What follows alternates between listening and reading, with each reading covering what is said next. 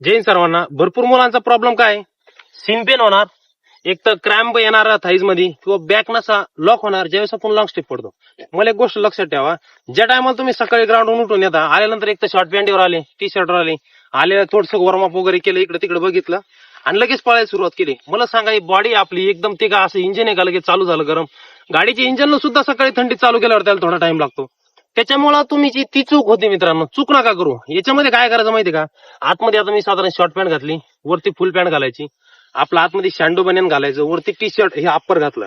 आता मला सांगा, एक घाम बघा एवढं, फक्त नॉर्मल 11 मिनिटं रनिंग केली, असं काय एकदम फास्ट नाही पळालो. आल्याला काय करायचं आपल्याला, आता मला सांगा, पायापासून सुरुवात केली, तुम्हाला प्रॉपर वॉर्मअप टाकलेलं आहे मी, पूर्ण पायाचा वॉर्मअप कसं म्हणजे प्रत्येक पार्ट तुम्ही एकदम मानापर्यंत रिलॅक्स करणार. मग यानं काय होणार, एकदम बॉडी स्ट्रेच झाली. त्याच्यानंतर काय करायचं माहिती का, 11 मिनिटं रनिंग कशी करायची एकदम. आता ही बॉडीची मुवमेंट लगेच फास्ट नाही पळायचं, तुम्ही एवढी मुवमेंट आहे ना ही एकदम रिलॅक्स. तुम्ही यानं काय होणार माहिती का, बॉडीमध्ये एकदम एनर्जी ना, ह्या पॅकच्या नसा असन, कमरत नसा, पूर्ण अंगाला प्रॉपर घाम येणार आणि एकदम बॉडी रिलॅक्स होऊन जाणार. रिलॅक्स झाल्यानंतर आपण जे वॉर्मअप टाकलेले ते प्रॉपर वॉर्मअप करायचं. वॉर्मअप केल्यानंतर थोडं 50 मीटरच्या स्ट्रायकिंग मारल्या, यानं काय होणार, पूर्ण बॉडी रिलॅक्स होणार.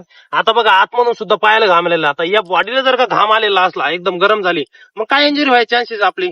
त्याच्यामुळे ही गोष्ट लक्षात ठेवा की तुम्हाला आलेल्या सकाळी प्रॉपर वॉर्मअप करून, जेव्हा तुमच्या बॉडीला प्रॉपर घाम येईल, मग घाम कसा येणार माहिती का त्याच्यामध्ये, की बॉडी गरम कशी होणार, पूर्ण जेव्हा तुम्ही प्रॉपर अंगावर किट घालचाल आणि एकदम स्लो 11 मिनिटं रनिंग करायची, प्रॉपर वॉर्मअप करायचं, आणि त्याच्यानंतर समोरच्या इव्हेंटसाठी तुम्ही जेव्हा तयार व्हाल, तेव्हा तुमचं त्याच्यामध्ये इम्प्रुव्हमेंट होत जाणार, लॉंग स्टेप पडणार तुम्हाला, आणि कसल्याही प्रकारचं इंजुरी धोका राहणार नाही.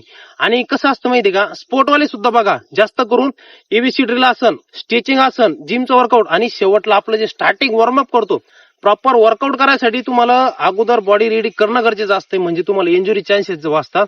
कारण तुम्ही एवढी मेहनत करता, आणि भरतीच तोंडावर आलं किंवा भरतीच मध्ये इंजुरी झाली ना, ती मेहनत वाया जाते.